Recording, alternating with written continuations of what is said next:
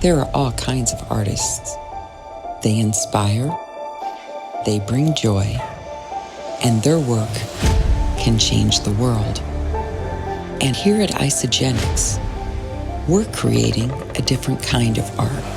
Because to us, well-being is an artful blend of science and nature, of health and abundance, and of passion and an undying zest for life. People are our canvas. We are a global community on a mission to inspire, encourage, and live a healthier life.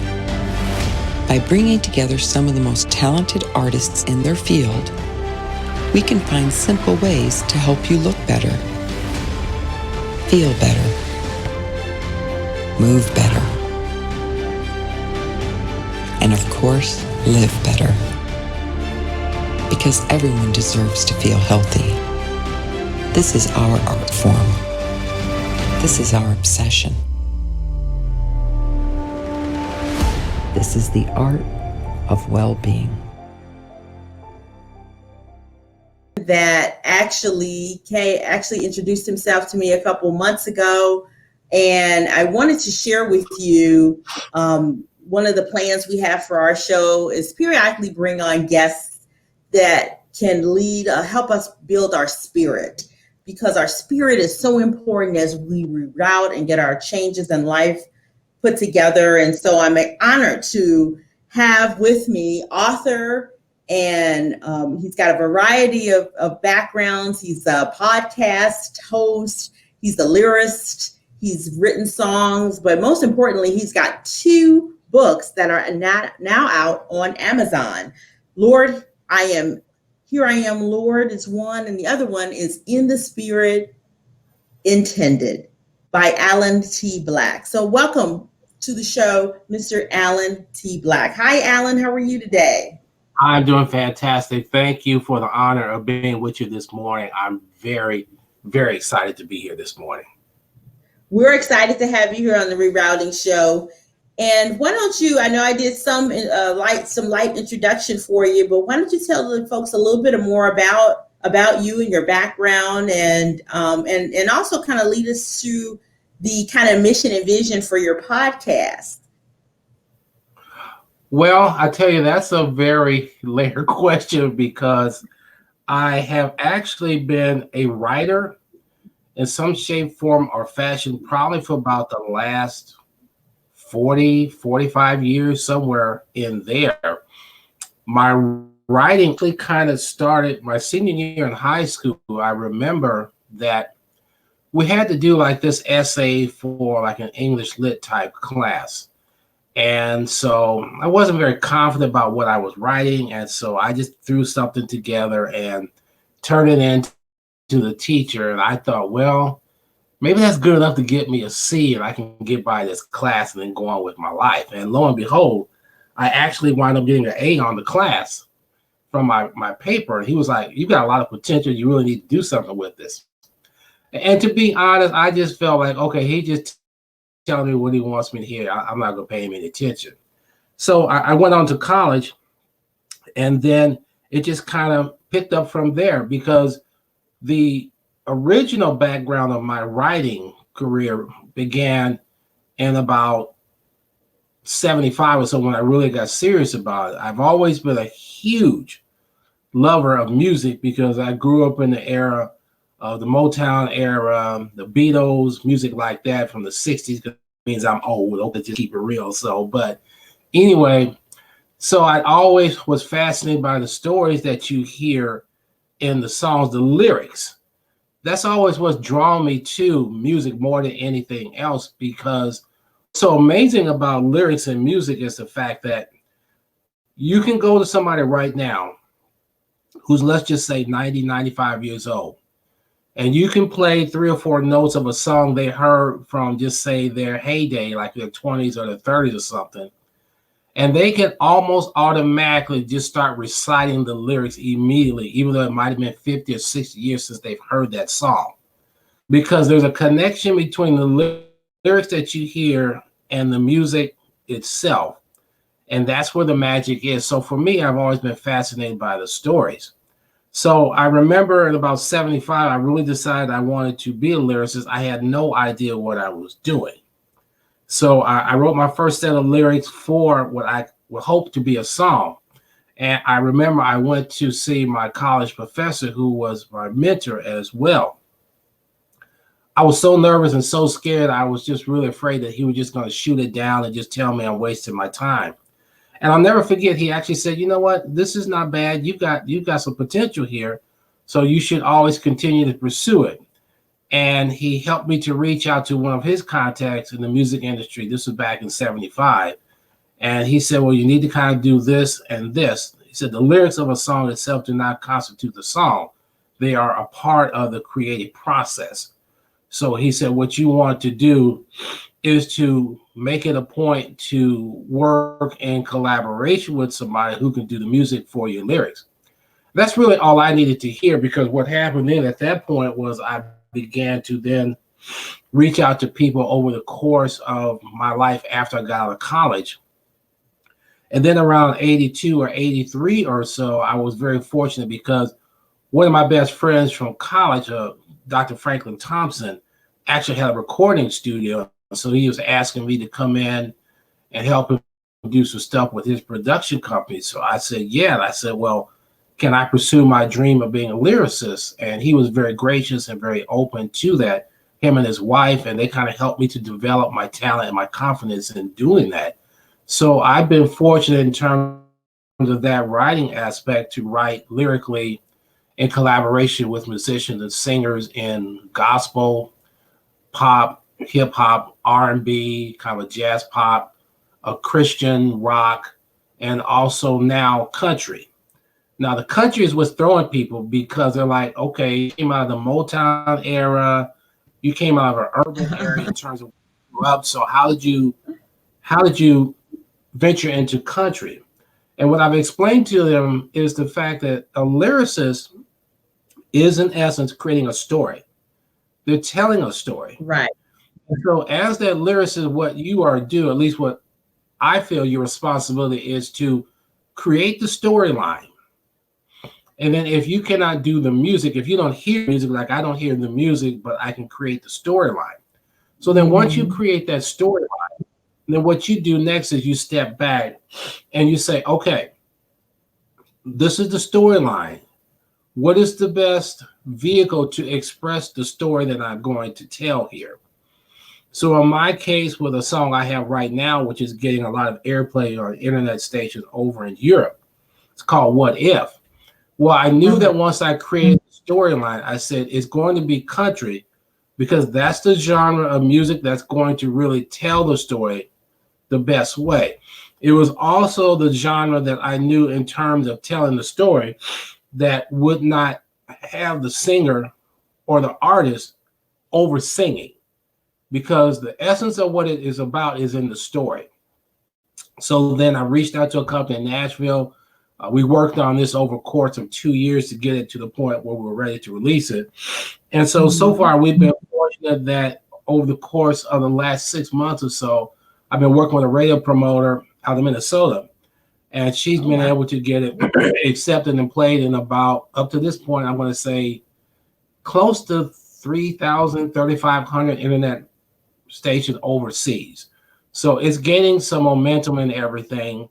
It's hard as an independent artist to get your songs played on what they call terrestrial radio. Those are the radio stations that you hear over the air. A lot of times what independent artists wind up doing is they can start building a buzz, and they can start building it through internet radio, which I have done in the past. And then you can also go through different things now where, excuse me, you have Spotify, Amazon Music, and things like that. So that's really where my heart is. That's my heart in terms of my writing. That's what I love more than anything else. But out of that, what has emerged is another writing component for me, as far as becoming a Christian author. And that really began probably in, I'm going to say, early 2015. I've been retired for probably about 9 years now. I just work part-time to kind of keep myself busy. But at my part-time job, I was in a position where I worked in the morning. I do work in the mornings from like 6 to about 10, 6 to 11. So basically from 6 to about 8, because I'm doing hotel reservations for a national chain. Well, from 6 to 8 is really slow, so there's nothing to do. So I just had a lot of free time at that time in the morning. I'm not that person who goes on the TMZs and reads those kind of websites. I've never been interested in playing games on my phone. That doesn't engage me. I don't see the point. That's just me. I'm not knocking anybody, but it just isn't Alan. So I kind of started freestyling, and I started out writing more lyrically to begin with, but I started to then really begin to move in a direction, because God was moving in a direction to really be more inspirational, be more reflective about my relationship in life with him. And so that kind of led me to start writing what I call short Christian inspirational devotional type of writings. Most of the chapters in both of my books are probably 2 pages, maybe 3 pages or so. They're very short reads. So at the short read, go ahead.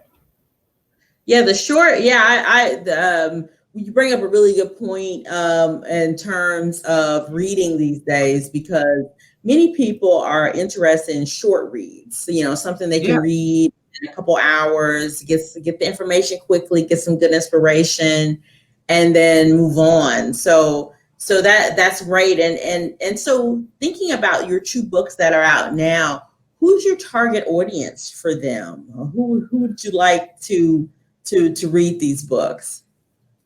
I think my target audience is going to be anyone from probably say 20, 25 and up through probably 60, 65, 70, somewhere in there.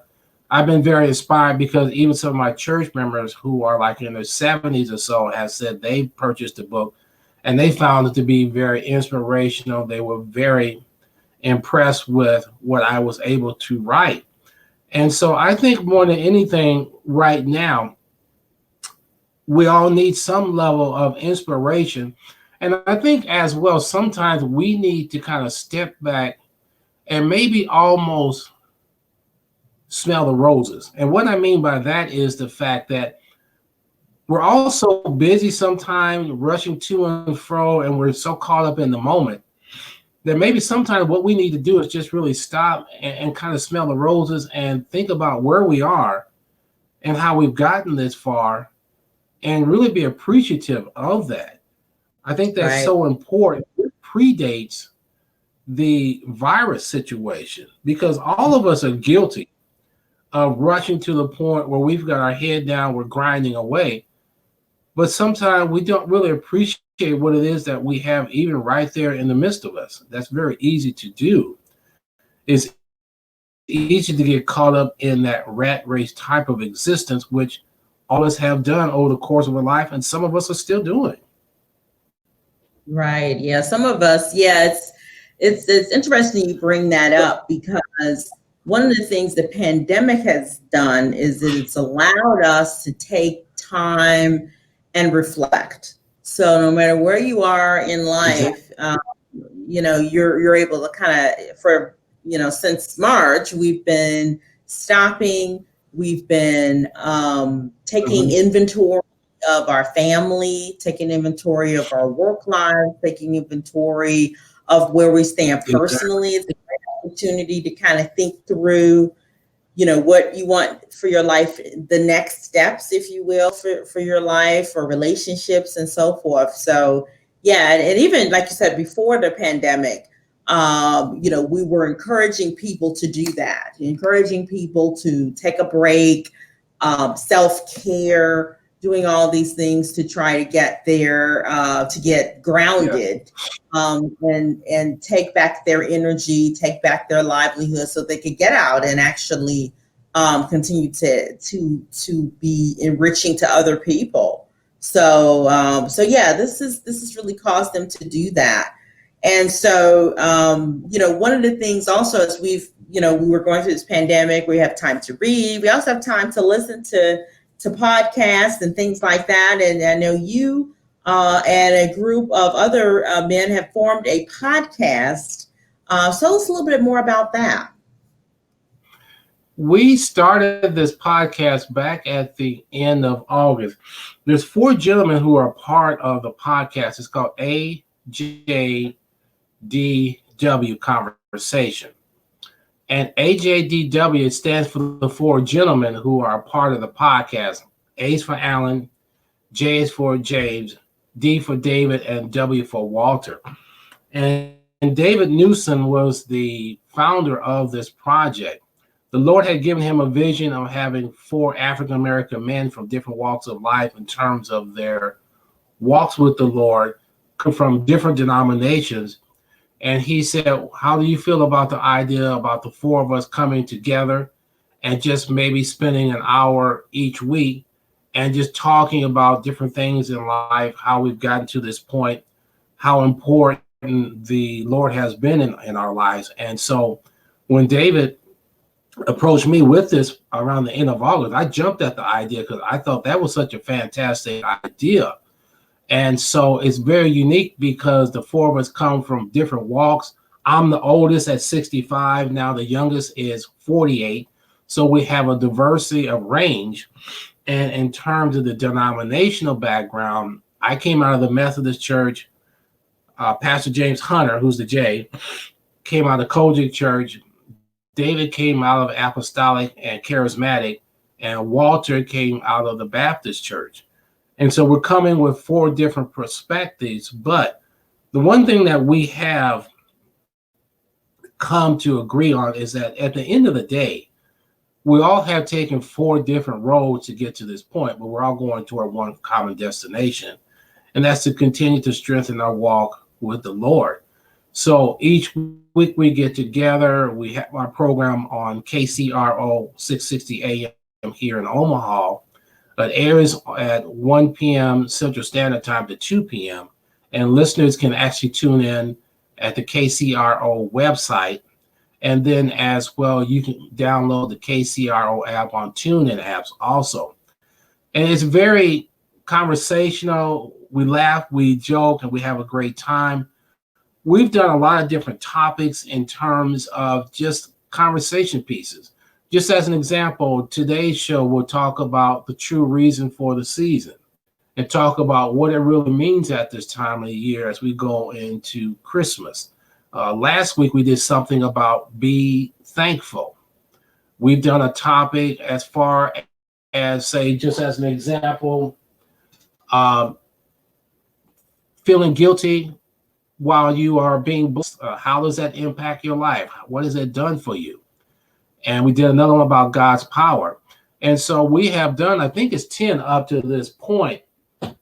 And actually, for everybody who's interested, you can just put in AJDW Conversation and just do a search. It'll come up on the different podcast formats like the Deezer, Spotify, Amazon, and different places like that. So they can hear it. And think of it in these terms of you've got like 4 African-American men. It's almost like, say, 4 men being in, like, say, the barbershop, and they're just talking and just kicking it and just having a conversation and going back and forth with different thoughts and different opinions. And so we've gotten a lot of good feedback. People like the fact that it's very conversational. Because of our backgrounds and the diversity of the experiences that we've had, what's also been important is the fact that we're learning from each other. We're teaching each other. We're mentoring to each other in the spirit with what's important. So that's been great. We've never let the issue of our denominational backgrounds color our opinions or try to force on anybody. Because at the end of the day, just for us, denomination is just a thing. It's about the relationship. That's what it really boils down to. So we've been excited. We're also looking at, hopefully, an opportunity in 2021. We're working on it where we're looking at some opportunities to do some syndication with the program as well. So keep us in your prayers for that. So it's been a fantastic experience these last 10 weeks. So we're pumped and we're really excited to do it each every week. Yeah, I listened to a couple episodes prior to getting ready for this show, and just to give our viewers a flavor for this, you have four gentlemen, and it's just like at the barbershop, or if you guys are just sitting around on the stoop having a conversation, but it's more than that.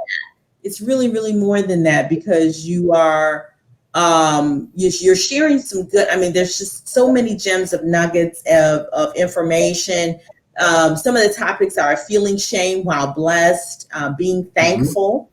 Obedience is better than sacrifice. That's the one I listened to, and it was, and you talk about the different perspectives. Each gentleman, and let me just say, there's from some very attractive guys on this show. I looked at the covers like, wow, you guys should take this to TV. You guys definitely got the TV look for sure. I hope so. I hope so. Yeah, the obedience is better than sacrifice. That was the one where you really got into living, how even the upbringing of your parents, how when our parents raised us, depending on your household, there were discipline involved in things when you didn't make the right choices or didn't do what was asked to do. And it's hilarious. So yeah, I encourage people to check that out for sure. And you know what? The other thing, Alan, that I noticed when I listened to the show that I think will be very value added for people that are watching Rerouting today is that if you are bringing up young men and young women as well, but mostly our young African American men, they need to see role models. They need to hear from people that have walked the walk, people that are currently walking the walk, because you mentioned there's someone on the show that the ages of the folks on the show vary. They can hear from someone that's a little bit more senior. They can hear someone that's a lot younger. And so I encourage, if you're parents that are out there that are looking to engage children and get them on the path, and sometimes hearing it from somebody else is better than hearing it from themselves. So this is the show that you want to tune into. So yeah, that's it's been great. And how long did you say you guys have been doing it? We started, our first program was September the 27th. That was the first one. So by the end of this month, we'll be basically three months somewhere in there. So we're committed to at least do it for at least 1 year with KCRO. Hopefully we want to extend it from there. So we're going to, as I mentioned before, looking at some things as far as syndication. We would love to look at some things for TV, because that would be cool. That would be something which would be great. And so we're slowly but surely putting this together. We're looking at also having people who will be like sponsors or something like that. We've got one gentleman right now who sponsored the show for about 3 months or so. And so it's a building process. We have been very, very pleased with how it's gone so far. And to be honest with you, it's going as quick as we were hoped, and maybe quicker than what we were actually hoping. So we're just excited to see where it's going to go. And you were talking about the role of, say, mentorship. To me, the mentorship in terms of being an example is really about how are you living? That's really what it's all about. In terms of when I look back at my upbringing with my parents, my extended family, the village, because it's the village that really has the greatest impact on all of us. How is the village conducting themselves? How are they living? Because that's what people are going to model and emulate that. And so I think as far as, say, young people, when they are watching us, we have to be aware of the fact that they're watching everything that we do. I've had young people who have said some things to me like, I remember when you did such and such, and I'm thinking, I don't even remember doing that. But it just reminded me of the fact that they were watching. And so I try to be as mindful as much as possible about what I do, and what I say, because our actions are going to impact somebody, and they can relate or indifferent or in a bad way, and that's just the reality of things. Yeah, exactly. You're not always sure what impact you're making on people when people do things. And I hear, a lot of our athletes talk about, I'm not a role model. Well, you are. You're in the public No, eye. People you look are. at you, and they're many times modeling their behaviors by what they see. So we do need to be conscientious of that. So Exactly. Alan, Exactly. as we as we kind of come to kind of wrapping up our chat here, what do you have new? What's anything new coming out or and coming up? And then also, how can people reach you and get a hold of you if they want to connect with you?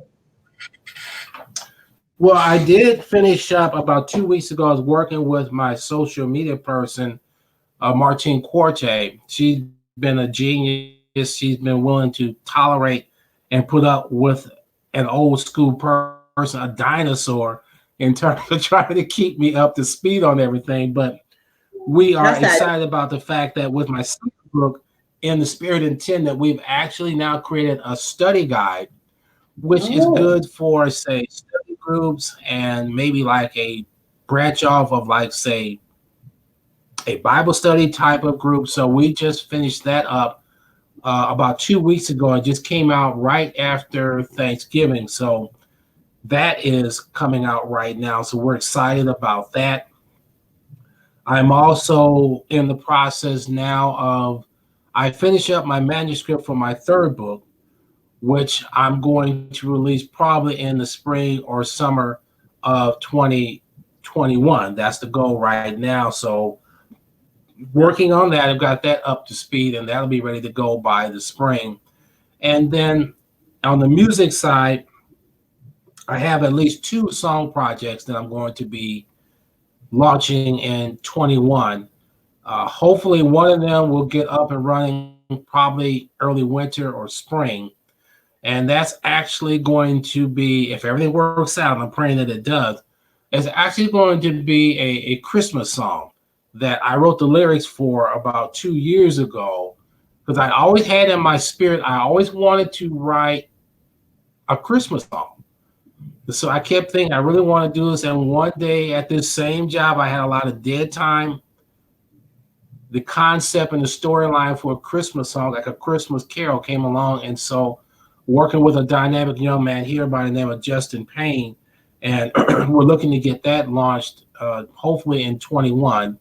We wanted to do it in 20, but with the pandemic and everything, it just didn't work. So, and then I've also got a second country song that I'm going to look at marketing as well in 21, and we're going to kind of see where that goes as well. The goal with both of my country songs is to prayerfully get them picked up by a label to be sung and recorded by a major artist. So, and I'm of the opinion that you reach a point in life where you have to take the chances. You have to go out and step out on faith and see what's going to happen. Because the worst thing that can happen, at least in my experiences after 65 years, is the fact that you might fail. But you know what? Even if you fail, I would like to think that you took your turn at bat. You went for it. You swung for the fences, and if it didn't work, I'd rather live with that than not having tried at all, if I can say it that way. The fact that I didn't yeah. try and I didn't take the chance to take faith, that I cannot live with.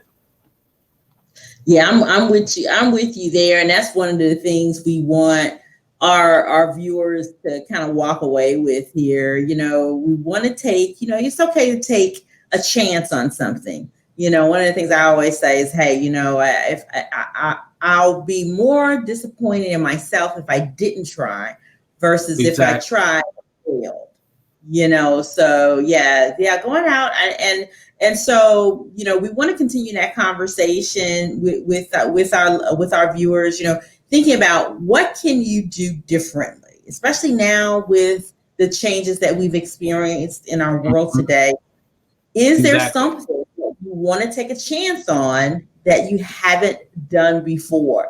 And what steps are you going to take to look into, at least do your research? If there's additional resources you may need, what all are you going to do to really get out and get in front of this idea that you have, whether it be like in your case, it was with, writing songs, writing a book, dare say, and again, you mentioned you're a little over 60, getting out there and trying to do that. And I know they say 60 is the new 40, so I wouldn't even call that very old, so you're getting out there. I'll take that. Trust me. So also, especially, looking at some of our viewers are a little older. They're going to want to get out and they're going to think, oh my gosh, I really can't get out there and do this. I'm of a certain age, life has passed me by, or what have you. And so seeing you and seeing all the great work you've done as an author, blog, you read some blogs. We didn't even get into all of that today, but you've done so many. Yeah, I did that for 5 years with a blog called Christian Blessings over in Singapore.